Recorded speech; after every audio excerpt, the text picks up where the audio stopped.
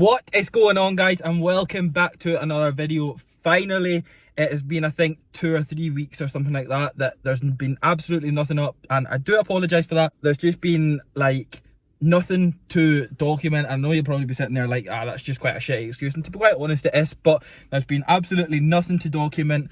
I've been doing my same things, like I've been getting up, having all my food, it's been the same, but apart from that, everything's changed. You know how it is, lockdown is happening, absolutely everything has just been shut on. We're hoping that obviously stuff start to change as soon as possible.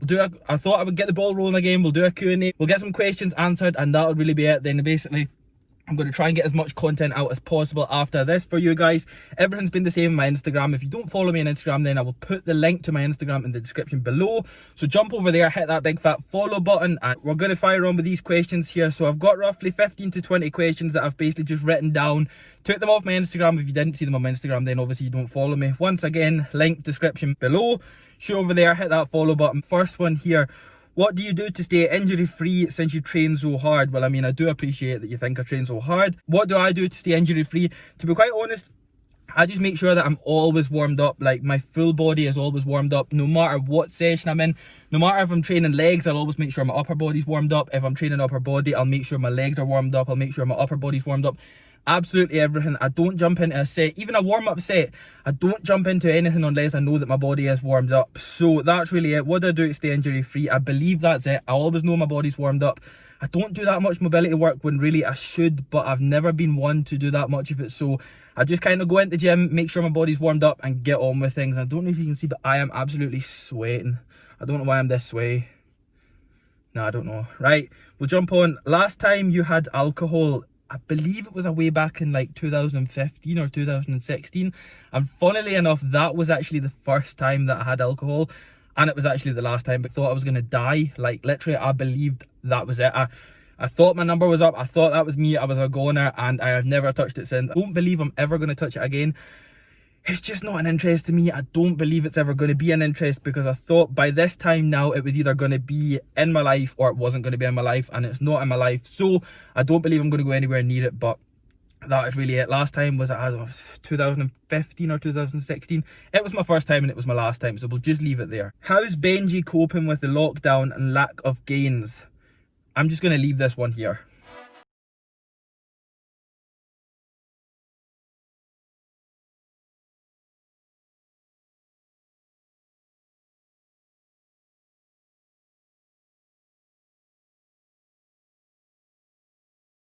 Fat grips, what do you think about them? To be quite honest, I do own fat grips myself, but I've never really been one to consistently use them in every session. So it would be a case of, I've used them kind of when I feel like it. So maybe if I've been doing dips or I've been hitting some sort of, you know, like bicep curls or something like that, I've used them just because I've basically been bored of the exercises that I've been doing. I've brung them out, used them for that session, and that's really it. Don't believe you get much benefit from them than what you would from like another bicep curl exercise or even a dip exercise. It totally depends. Like, most dip bars are basically fat grips anyway, so unless you manage to get a dip bar that's basically like as thin as a normal barbell or even thinner than that, then most of them are used with fat grips anyway. So things like that. I believe there are dumbbells being made now that are actually, the grip on them is more like a fat grip, so you don't actually need to put the accessory on. I don't believe they're any better than a normal bicep curl exercise or a push down exercise, a dip or anything. I mean, if you've got them, use them. If you don't have them, it's not really a problem. How do you get so veiny?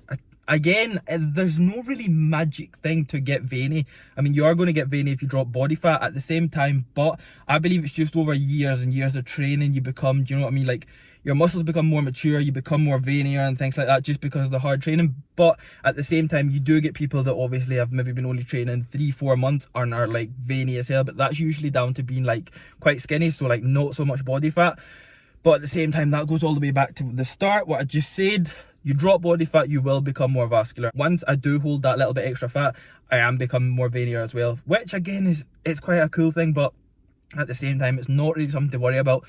Don't over obsess about wanting to be really veiny, because at the same time you'll just hold yourself back from putting on muscle. And again, if you're growing, that is the last thing you want to do. So don't over obsess about that.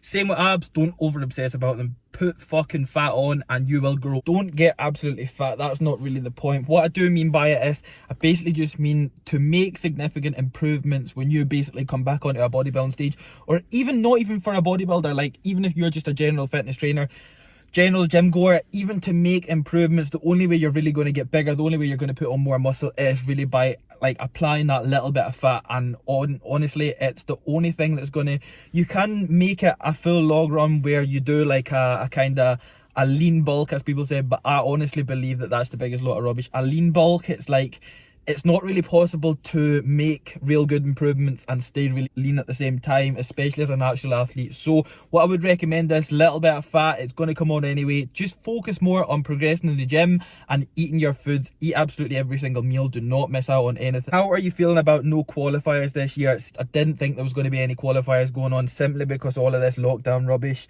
The gym shut straight away, and the way that all the coronavirus and everything was going, that it just looked like all the shows were going to shut down. So I didn't believe there was going to be any anyway. And even at that, apart from myself competing this year, it would have been straight to the finals anyway, just because of the DFAC World Finals last year. I took an automatic invite basically straight to the British Finals that I did find out, so I couldn't complain at that, which meant it was basically giving me like obviously enough time to prep for the British Finals to make sure I was going to be ready for that, and then again hoping to go back out to the DFAC World Finals at the very end of the year. But obviously we're not sure what's happening yet. We're just kind of taking things a day at a time, waiting to see what's happening. For people that weren't going to get straight to the finals, a qualifier, I would definitely recommend doing a qualifier. I always love doing a qualifier because, again, once you do that qualifier, once you do that show, you know what you have to do to take your physique to that next level. You know you probably have to lose that little bit extra fat. Everybody's the same. It's like you're never going to come into a qualifier at 100%. There's always going to be something that you can do, and I don't mean that you focus on not coming in 100%. Of course you want to come in at 100%, but there's always going to be something that you're going to be able to do to progress and become that bit better for the British Finals that probably happens, you know, weeks after the qualifying show, depending what qualifier you've done during that year. MattDoesFitness, natty or not? See, this is one that's like really hard, because I've seen so many videos. I've seen Greg's video on this, you know, this Brandon's done videos. I've seen so many videos on MattDoesFitness, and see, to be honest, for people that really know me, I'm not one for setting realistic goals. So I would say that MattDoesFitness is natural. Seeing all his lifts and seeing his physique shots and seeing, you know, some of the pictures that he's put up on his Instagram, you could sit there and go, no, he's definitely not natural. But I do genuinely believe he's natural. I don't believe his goal is to compete on stage. I know he was a powerlifter back in the day, and he did have some very strong lifts. I believe that his squat was 265, bench was something like 180 kilo, which is absolutely mental, and his deadlift was around 310 kilo. Now, for a powerlifter, I believe he was competing, and it was either just under 100 kilo or it was like 90 kilo or something like that. And again, that is really strong for obviously that weight. But having that powerlifting background, he has trained for so many years, you know what I mean? It's not as if he's been training for a couple of years. So I definitely do believe he's natural. So that's going to be my opinion on MattDoesFitness. I believe he's natural. Everybody knows me, I'm not one for setting realistic goals. But even if I wasn't, I wouldn't believe that he was using assistance. Is the goal still to get on the Olympia stage one day? Definitely. Let's be honest, any bodybuilder out there who tells you that, you know, they would not like to compete on the Olympia stage, are they really telling the truth? Like, of course the Olympia is going to be the main goal. It's like the top tier goal. It's like the wrestling. WWE's always going to be the top end goal because it's like top tier. Do you know what I mean? You always want to get that. You always want to take that step further. You always want to become better. So to step on the Olympia stage is definitely going to be the goal. Another one, how to split up exercises over the week. Push A and push B. By this I mean that, like, if you were going to say do your 2 push sessions, what you could do is obviously you could prioritize, say, your chest exercises first on, say, push A, and push B, what you could do is prioritize your shoulder exercises first. Still obviously include your chest and shoulder exercises in both sessions, but it would just be rotate them round. I believe this is what you mean. It would probably be the best anyway. Honestly, not the best person to ask because I don't favour a push-pull leg split. It's just never been for me. If you were going to split up your exercises, I would definitely change them around. Do chest first one day and then obviously chest second the other day. How often do you squat, bench and deadlift? Well, I actually squat once a week, deadlift once a week, and bench twice a week. Now, I know you're probably asking, why do you bench twice a week? And it's just because it sucks. It always has sucked. It's always fell behind. Like, I know that you're not going to be able to bench what you deadlift and bench what you squat, but at the same time, if you can bench what you deadlift and bench what you squat, then that's probably, I don't know, I think something's maybe going on there. But my bench has always been the worst ever. It has always lagged behind, like, a lot. Like, I remember going into, I think it would have been 2009, 118. Bench was only something like 115, 120, which is pretty pathetic. I need to get it up to 165. That's where we're setting up for a single. I can take 140 for a set of 9, and 120, I believe I'm sitting at like 18 or 19 reps or something. So it has improved a lot. I am going to keep it in twice a week just because I feel that I've progressed from that a lot. So I'm keeping it in twice.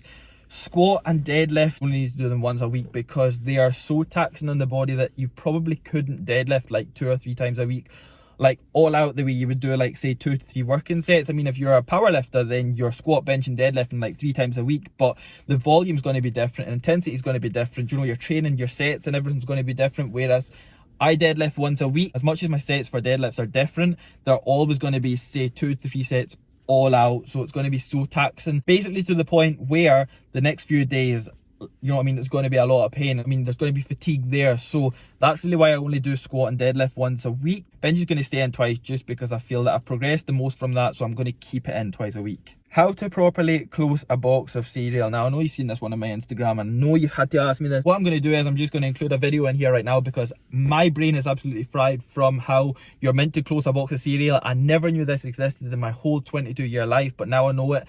And I'm always going to close boxes of cereal like this, but I'm just going to include a video.